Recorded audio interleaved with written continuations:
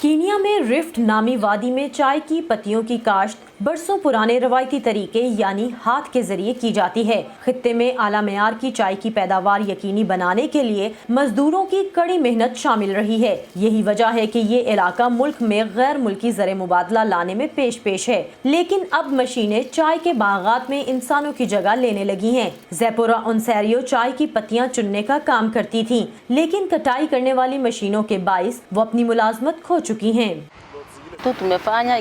وہ لوگ مشینیں لے آئے تو زیادہ تر کھیت جہاں ہم کام کرتے تھے وہاں اب مشینوں اور ٹریکٹرز کا قبضہ ہے، تو جو لوگ پہلے ہاتھ سے چائے کی پتیاں توڑتے تھے وہ اب بے روزگار ہیں۔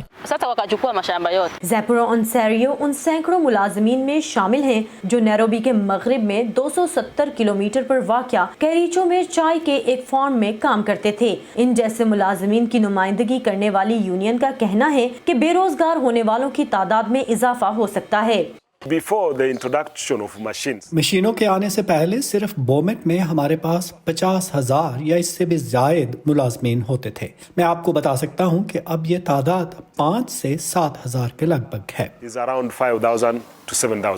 اس خطے کے باغات میں کام کرنے والی بڑی بین الاقوامی کمپنیوں نے عدالت میں یہ جواز پیش کیا تھا کہ کٹائی کی مشینیں پیداواری لاگت کو آدھے سے زیادہ کم کرنے میں مدد کریں گی اور ان کی مصنوعات عالمی منڈی میں بہتر مقابلہ کر پائیں گی، لیکن ٹریڈ یونینز کا کہنا ہے کہ مشینوں کی بھاری قیمت انسانوں کو ادا کرنا پڑ رہی ہے، کیونکہ چائے کی کمپنیوں کے حق میں حالیہ عدالتی فیصلے سے قبل ہی 10,000 افراد اپنی نوکریوں سے برخاست کیے جا چکے ہیں۔ اس علاقے کے رہنماؤں کے مطابق ایک ایسے خطے کے لیے جو چائے کے باغات میں کام کرنے والے مزدوروں کی آمدنی پر انحصار کرتا ہے، یہاں مزید بے روزگاری کا اثر سنگین ہوگا۔ یہی صورتحال رہی تو عدم تحفظ ایک بڑا مسئلہ بن جائے گا۔ بے روزگار نوجوان اپنی مایوسی دولت مندوں پر نکالیں گے اور پھر امیر افراد پوری کمیونٹی کا بوجھ برداشت کریں گے۔